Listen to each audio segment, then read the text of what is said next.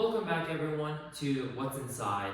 I'm your host William, and this is going to be the finale of the Lego Elegoo Arduino kit.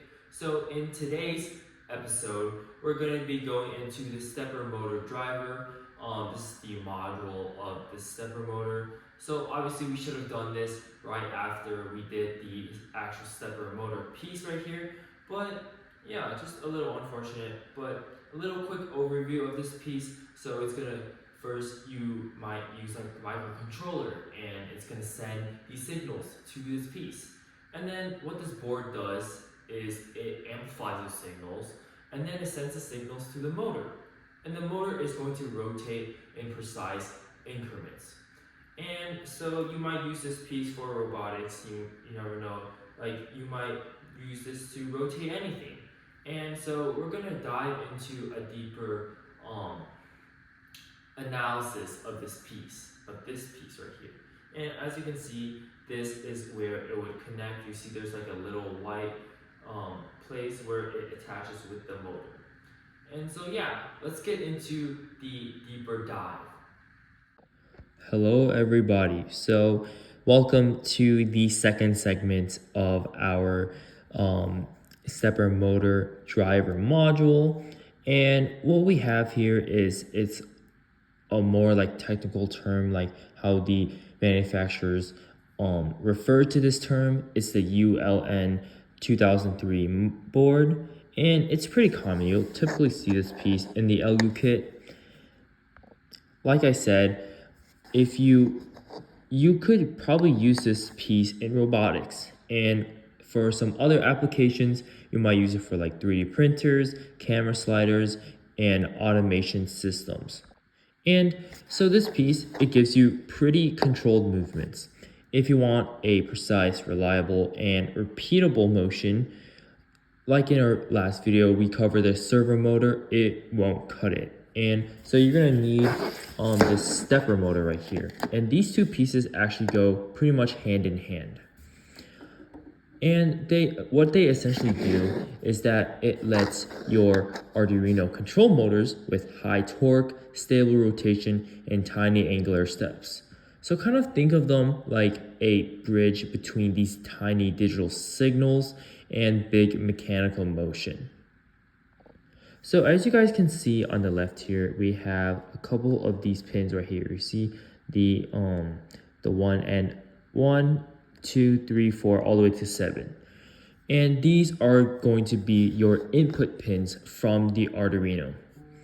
And so for this module, you see there's 1 through 4. They have these little black pillars, while 5 through 7 do not.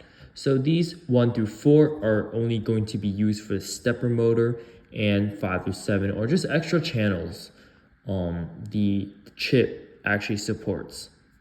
And so these have pretty similar but distinct functions here. The first one, IN1, it drives coil A, then 2 is B, 3 is C, and 4 is D.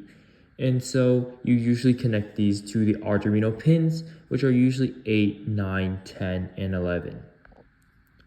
And as you can see right here, guys, we have, it's kind of hard to see, but right here is the MCU10. You can see from side view right here. This is kind of like the connection side of the microcontroller. So it would be like right here, you would connect it. This is how you face it, because as you can see, you can read it like this, but here you cannot.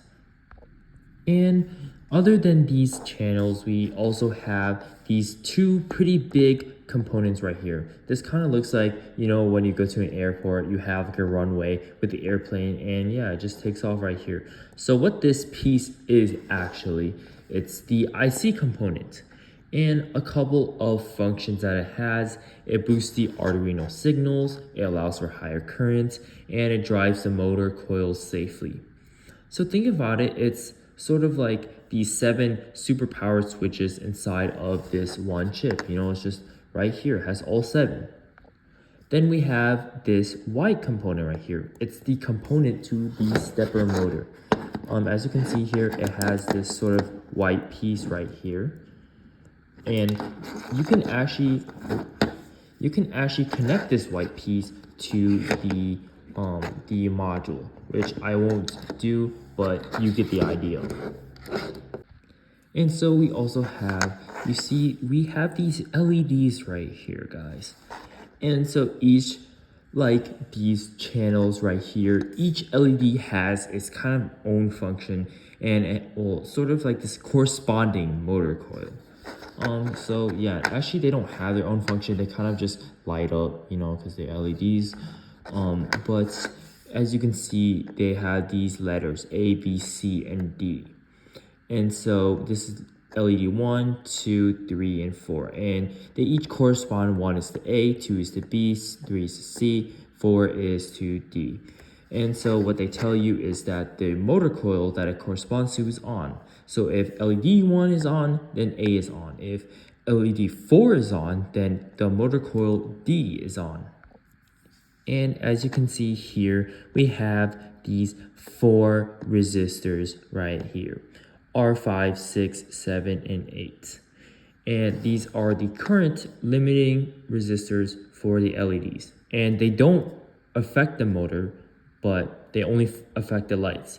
And for those that do not know what resistors do, they kind of just control and limit the flow of current in a circuit. And it prevents some sensitive components that require too high volts from being damaged by too much electricity.